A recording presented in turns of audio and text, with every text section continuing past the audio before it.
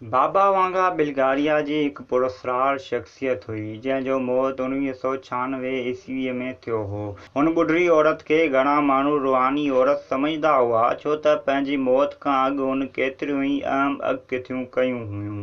औरत जे लाॾाणे खे केतिराई साल गुज़री चुका आहिनि पर हुन वक़्त ताईं संदसि अॻकथियूं सही साबित थियूं आहिनि ऐं हर नए साल हिकु भेरो ॿीहर संदसि अॻकथियुनि जो ज़िक्र कयो वेंदो आहे ऐं ॾिठो वेंदो आहे त नए साल में बाबा वांगा जी अॻकथियुनि मूजिबि छा थियण वारो आहे। हिन साल लाइ कयल संदसि अॻकथियुनि में हकारी तोड़े नाकारी वाक़िया शामिल आहिनि। बाबा वांगा चवाणीअ त 2024 ईस्वीअ में क्वांटम कंप्यूटिंग में कामयाबी मिली वेंदी ऐं आर्टिफिशियल इंटेलिजेंस ओचितो इनकलाब आणे छॾींदी जंहिंसां धरतीअ मौजूदु हर माण्हू मुतासिर थींदो।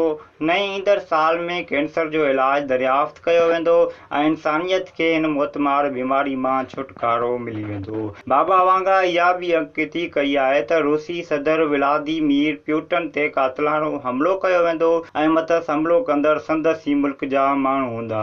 बाबा वांगा अॻकथी कई त अमेरिका जो अॻूणो सदर डोनाल्ड ट्रंप 2024 में पुरस्कार बीमारी में मुब्तला थी वेंदो। बाबा वांगा 2024 लाइ साइबर हमलनि में वाध खां ख़बरदार कयो हो।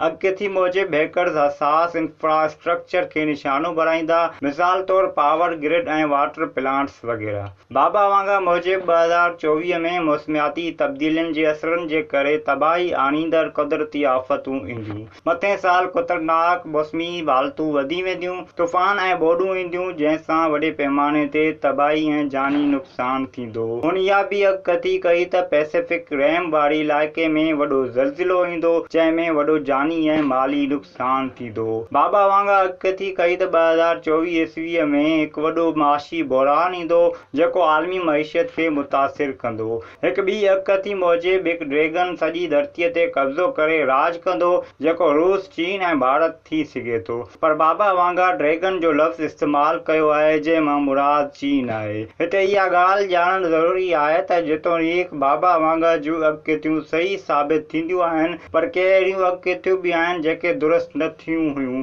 ऐं उहो सम्झिजे त मुस्तक़बिल जी अॻकथी करणु हमेशह दुरुस्त न हूंदी। इहे वाक़िया फ़र्दनि ऐं समाजी अमलनि जे करे तब्दील थी सघनि था।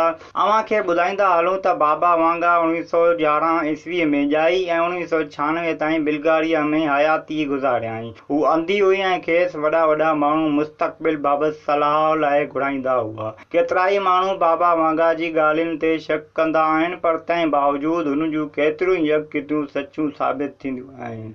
इहो ई सबबु आहे जो हू शोहरत रखंदी आहे ऐं संदसि अॻकथियूं न रुॻो 2024 ताईं पर अञा बि केतिरा ई ॾहाका वधीक कयल आहिनि।